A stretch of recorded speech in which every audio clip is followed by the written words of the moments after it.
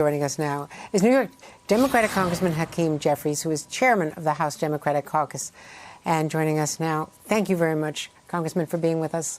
Let's start with what we're hearing about the meeting that just took place with the Speaker. How much closer do you think are you now to just going that route, reconciliation, without having any Republicans?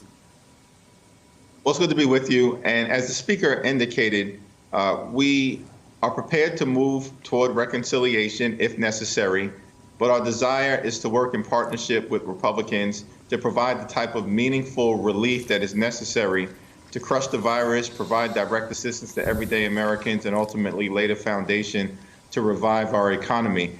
This is not a Democratic issue or Republican issue. The COVID-19 pandemic is an American issue. And as Steny Hoyer indicated, all of the other relief bills that were passed with a Republican president were done in a bipartisan way with Democrats cooperating. We would hope that Joe Biden would get the same level of cooperation from the Republicans now that a Democrat is in the White House. Now, of course, the impeachment trial starts next week. That is going to be a huge distraction for everyone, although the White House, we understand, is going to counter-program or try to and have a very busy presidential schedule next week. You were an impeachment manager for Donald Trump's first trial. It's incredible that we're talking about two impeachment trials. And we just read, of course, Congressman Jamie Raskin's response to the former president's refusal to testify, saying it speaks volumes. But President Biden himself acknowledges it's going to be very hard to get 17 Republicans to convict. So is the point here to lay out the dramatic video, the accounts, the recorded accounts from members who are still suffering from the trauma of January 6th in order to create a public record of accountability against Donald Trump? Well, the impeachment managers are going to go forward and make the strongest possible case that Donald Trump should be convicted of inciting a violent insurrection. He perpetrated the big lie that the election was stolen from him. He summoned the mob to Washington, D.C., incited the mob, then directed the mob to march on the Capitol with deadly consequences. When we approached the first impeachment, there was a recognition that we did have two audiences, that we were communicating with the Senate, sitting as a court of impeachment, to make the case that the president should be convicted in that instance of corrupt abuse of power, while at the same time, Andrea, recognizing that we were also communicating to the American people as to why, in a government of the people, by the people, and for the people, a president should be held accountable for a constitutional crime. And so I expect that the impeachment managers will proceed on that dual track. And if the senators follow the facts, apply the law, are guided by the Constitution, and let the chips fall where they may, I believe Donald Trump should be convicted. Now, I also want to turn back to what we saw last night. Majority Leader Steny Hoyer, in a passionate speech, excoriating Republicans. Only 11, supported excluding Marjorie Taylor Greene and kicking her off committees, highlighting her threatening social media post, holding the semi-automatic weapon.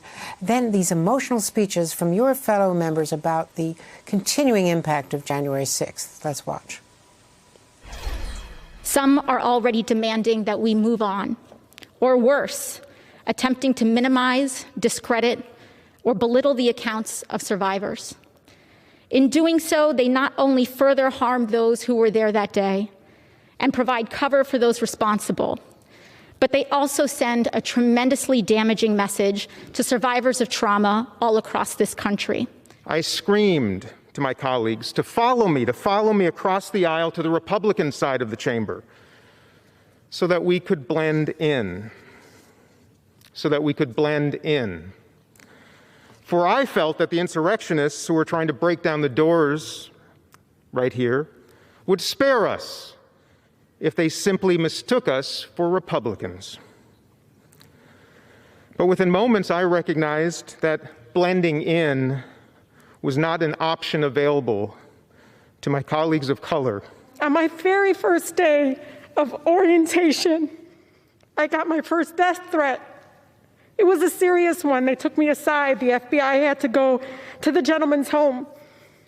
I didn't even get sworn in yet, and someone wanted me dead for just existing. More came later, uglier, more violent. One celebrating and writing the New Zealand massacre and hoping that more would come. Another mentioning my dear son, Adam. Mentioning him by name. Each one paralyzed me each time. So what happened on January 6th, all I could do was thank Allah that I wasn't here. I felt overwhelming relief, and I feel bad for Alexandria, so many of my colleagues that were here. But as I saw it, I thought to myself, thank God I am not there. Congressman, a month has passed, only a month has passed in a few days. As this trial begins, how do you get the American people to care about this? How do you persuade 17 Republican senators?